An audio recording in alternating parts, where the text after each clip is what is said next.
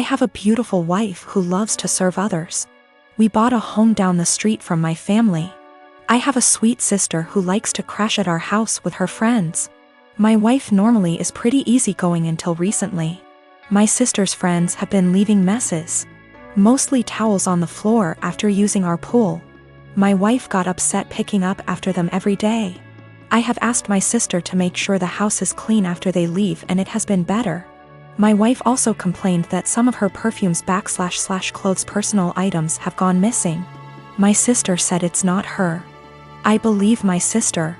I just don't see her doing that. I told my wife and we agreed to just replace them. Last week my wife made a couple of pans of cinnamon rolls from scratch. One pan was for us, the second pan was for a coworker's family who is experiencing a tragedy. My wife went to the gym. I went to work and my sister and her friends came by. The one pan wasn't enough for her and her friends.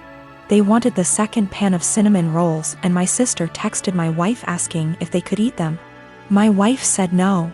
They ate them anyways. My wife upset went and bought new locks. When I came home my wife handed me a new key and told me that she didn't want anyone else to have a key to our house. I tried to calm her down and tell her that I would just go replace the eaten cinnamon rolls with store-bought ones. My wife decided this was her hill to die on and said no, my sister lost the privilege to come when we are not home.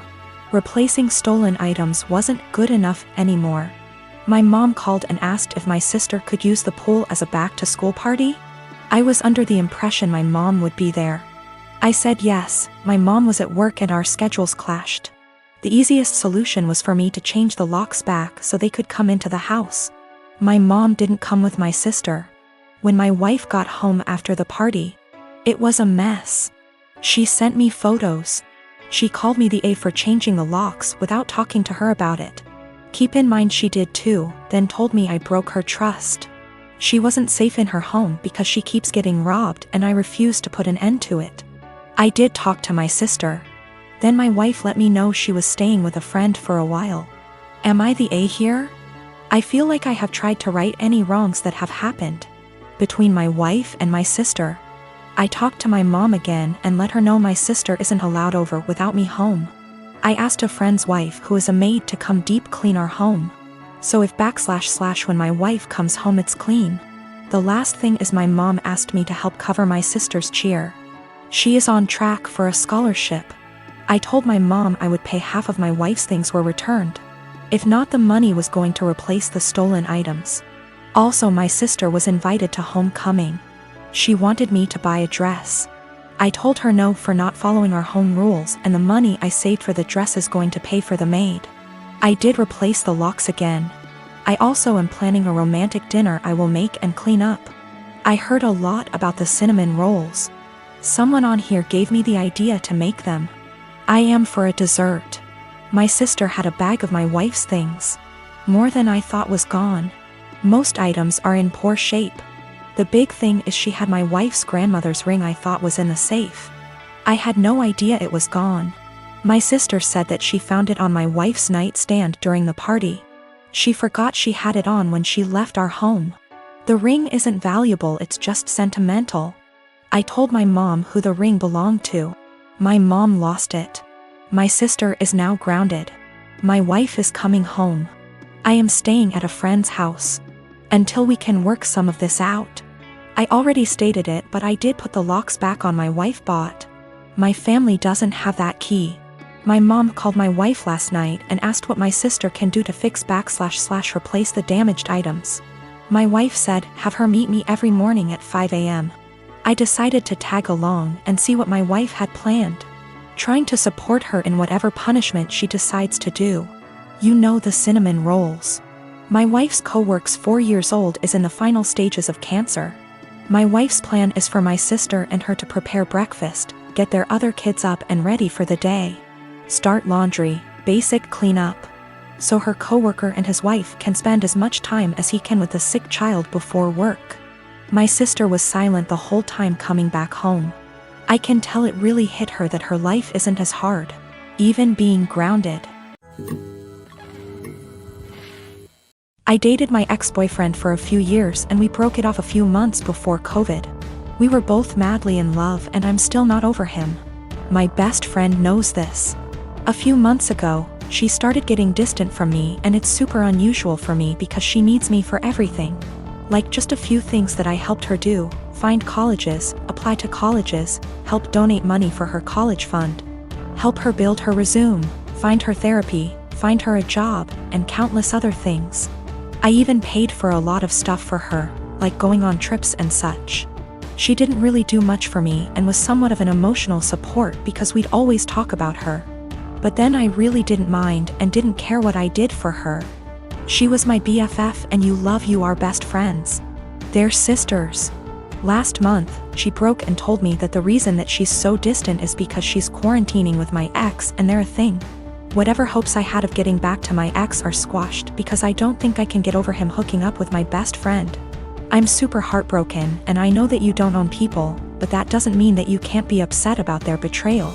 Yes, dating your best friend's ex that she still loves is a betrayal.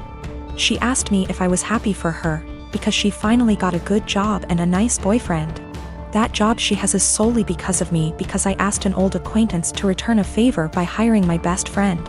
He wanted to hire someone else, but I begged him to hire her. I know how people are sometimes hurt, but then they say, "But I'm truly happy for you." I honest to God don't think they mean it, and when I say I'm happy for someone, I want to mean it. I'm not happy for my friend. I just am not. I can't make myself be. I told her as such and told her to stop contacting me. She's now blowing up my emails and DMs because she's so hurt by what I said to her. My dad said that I should have just kept this to myself since I know my best friend is a sensitive person and is hurt. But what about me? Am I given a sensitivity pass because I've looked after my friend for so long? Do my feelings just stop matching at some point? She called me with the news and said that she didn't know how to tell me, didn't apologize. And then she followed it up with how she's finally doing well and doesn't have to rely on me for money since she has a nice job and also a nice boyfriend. I told her I was not happy for her. I reminded her that I got her the job, she knew and was fine with it. And that I've done so much for her over the years, and she thanks me by backstabbing me and getting with my ex.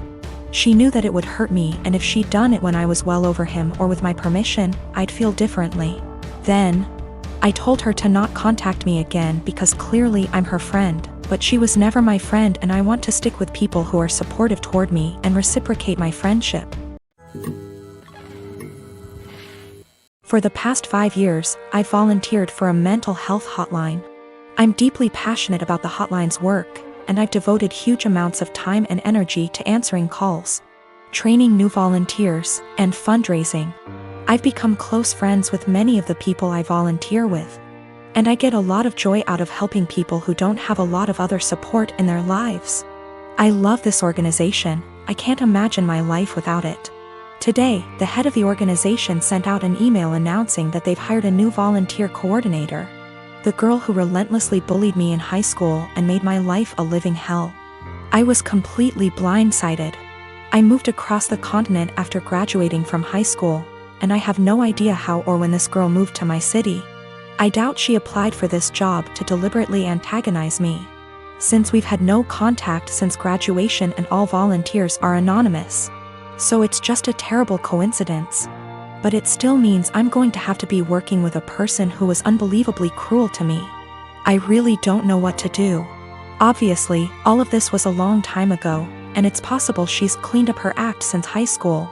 But I still hate the idea of even being in the same room as this girl. I've had her blocked on every platform for, wow, over a decade now.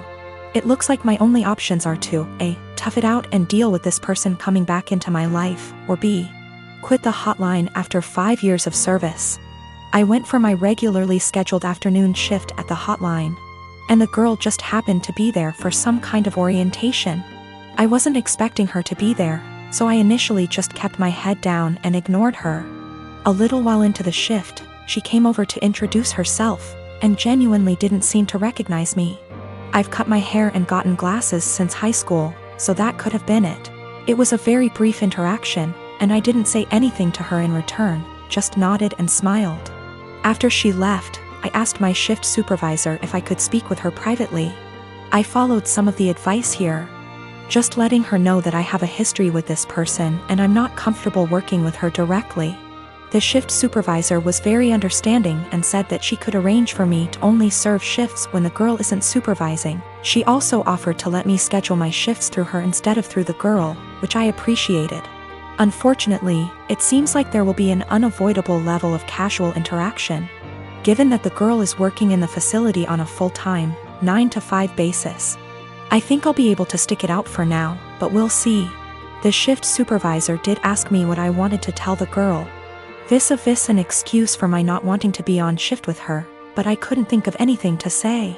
So I left it up to her. Me and Diamara, she is 12 years old, have had a rough summer. She's been more defiant than usual. I've been dating her mom Mara for 2 years now. 9 months ago, they moved in with me, Maple. Both Dio and Mara have an on-again / off-again relationship with Dio's dad, Dionysus.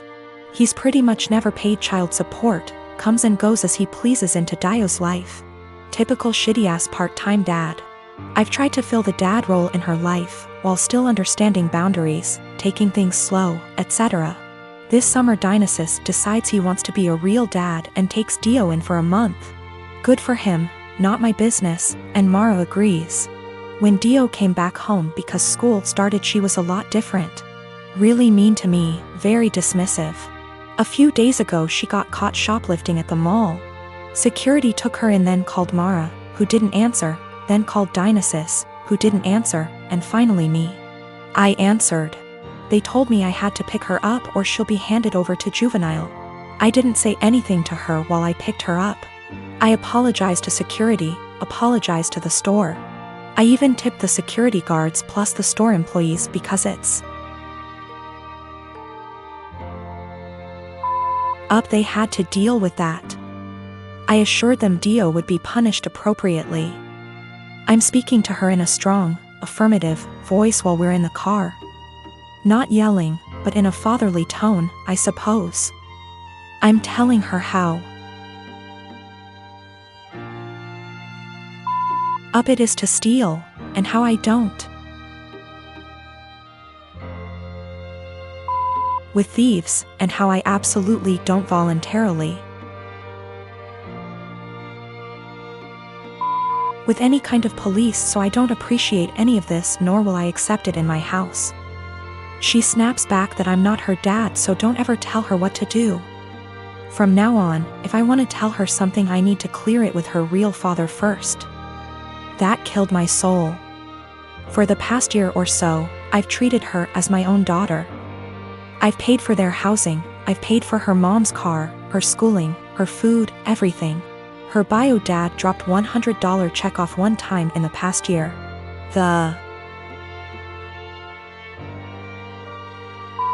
In check bounced, so I had to call him up and he brought cash over. I told Mara about all of this. She was appalled at what Dio said, but she never made Dio apologize because she's not wrong, you're not her dad. A couple of days later Dio asks me for some money to pay for her uniform / accessories she needs for a sport she's involved in. I say go ask your dad. She scoffs and says her dad doesn't have the money for it, so I have to pay for it. I tell her, I'm not her dad, so don't ever tell me what I have to pay for. She cried to Mara, who tells me I'm not being an adult about the situation. Mind you, I never received an apology or a thanks for our entire previous situation. Mara says Dio is a kid and I need to stop acting like a kid too.